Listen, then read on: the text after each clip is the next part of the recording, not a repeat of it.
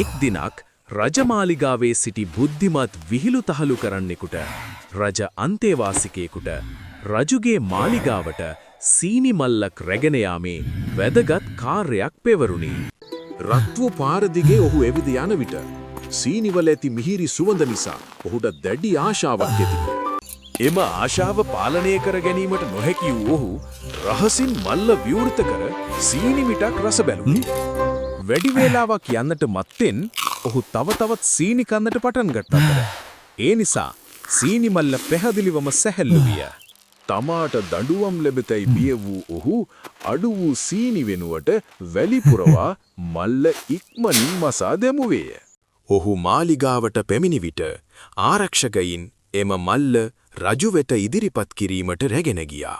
මල්ල විවෘත කළ විට එහි සීනි වෙනුවට වැලි පිරී තිබෙනු දැක සැවොම පුදුමයට පත් වූහා.